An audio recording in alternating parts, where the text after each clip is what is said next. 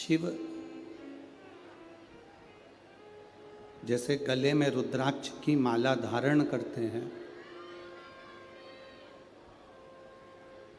आवाज बढ़ाओ।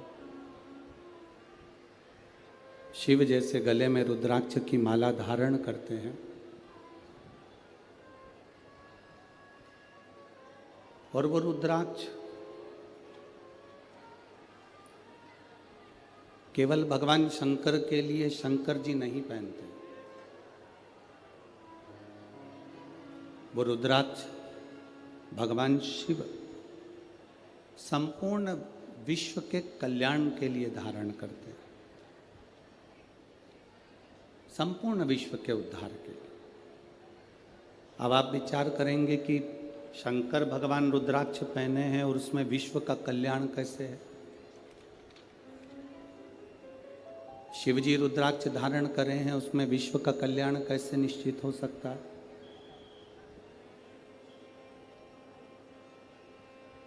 एक बात अपने भीतर उतार कर रखना, विद्येश्वर संहिता में लिखा है, ये वाला ऐसी आवाज कर रहा है, इसको बंद कर दो। विद्येश्वर संहिता में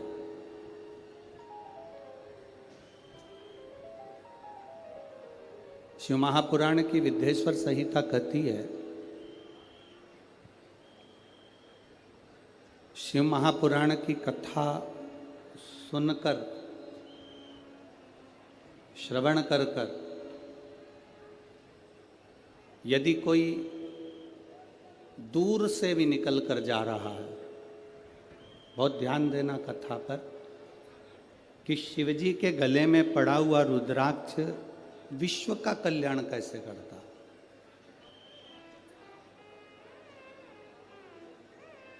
विद्येश्वर संहिता कहती है कि अगर कोई भूलवश भी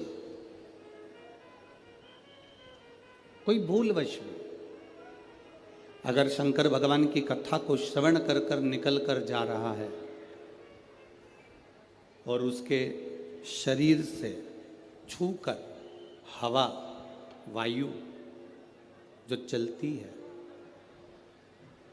उसके शरीर से छूकर जो वायु निकलती है, जो हवा चलती है, चलती हुई हवा यदि उसके शरीर से भी छूकर निकल गई और जितनी जितनी दूर जहाँ जहाँ तक वो हवा जाती है, वो पवन जाती है, वो वायु जाती है, और उस हवा के क्रम में जितने जितने जीव आ जाते हैं, चाहे मनुष्य हो, जलचर हो, थलचर हो, वायुचर हो, जो जीव आ गया, शिवपुराण कहती है उनका दूसरी बार जन्म नहीं होता, वो संसार सागर से मुक्त हो जाता है।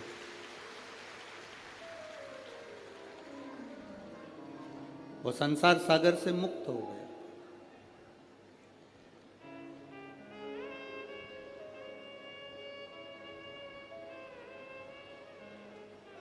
शिव जी के गले में रुद्राक्ष की माला है, शंकर जी के गले में रुद्राक्ष पड़ा हुआ है, मस्तक पर चंद्र है, गले में सर्प है, मृगछाला पहने हुए हैं। ये मेरे बाबा ने जितना जितना स्वरूप बनाया है, मेरे बाबा जितना जितना श्रृंगार ये करे हैं, ये संपूर्ण जगत के उद्धार के लिए करे।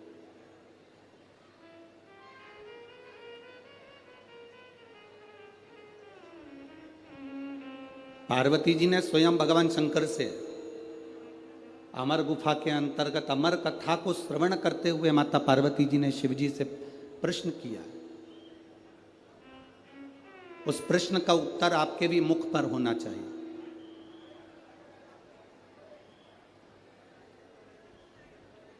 उस प्रश्न का उत्तर आपकी भी जिंदगी में होना चाहिए। हम तो कहते हैं अगर आमदार माननीय मोहन गोपाल राव जी मते जी ने, सो सविता मोहन जी मते जी ने, अगर ये आमदार जी की पूरी मित्र मंडली ने अगर ये कथा करवाई है, तो उस कथा का सार तत्व ही यही है जो इस कथा के रस को जान गया।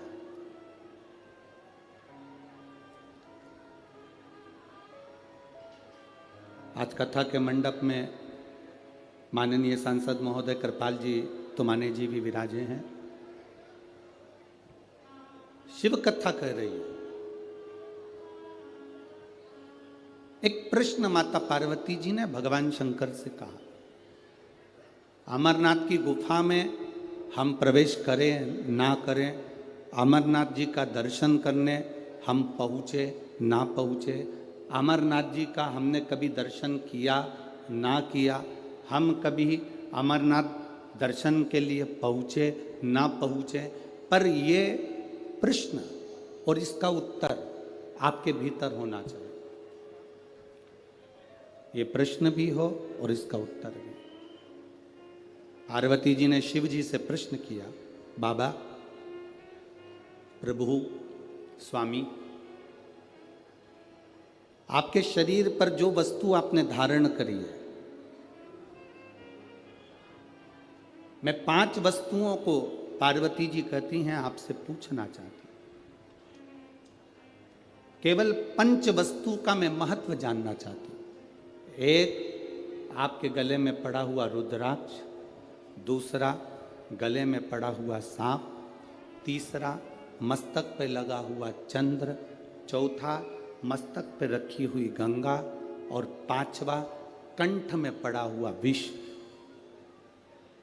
ये 5 चीजें जो आपके पास में विराजमान है, ये 5 चीजें जो आपके पास में हैं, आपके पास में विराजमान है, इन 5 चीजों का दर्शन यदि संसार के मनुष्य को हो जाए तो मैं ये जानना चाहती हूं कि वो संसार का मनुष्य किस लोक में जाता, किस स्थान पर जाता। बाबा देव अधिदेव महादेव जो माता पार्वती जी को कथा सुनाने के लिए विराजमान थे, अमर कथा जो कह रहे हैं, पार्वती जी को जो ज्ञान उपदेश दे रहे हैं, माता पार्वती जी को जो ज्ञान उपदेश प्रदान कर रहे हैं, वो भगवान शंकर पार्वती जी से कहते हैं, पार्वती तू 5 दर्शन को भूल जा।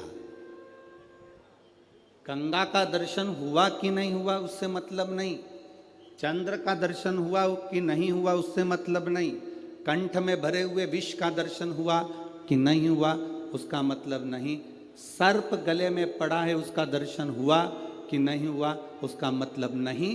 पार्वती, अगर संसार का मनुष्य मेरे गले में पड़े हुए रुद्राक्ष को अगर अपने कंठ में धारण भी कर लेता है या उसका स्पर्श भी कर लेता है तो फिर पुनः उसका जन्म नहीं होता, वो कैलाश धाम का अधिपति बन जाता। एक रुद्राक्ष का मन का, एक रुद्राक्ष का मन का, ये मनुष्य के जीवन को सुख प्रदान करता।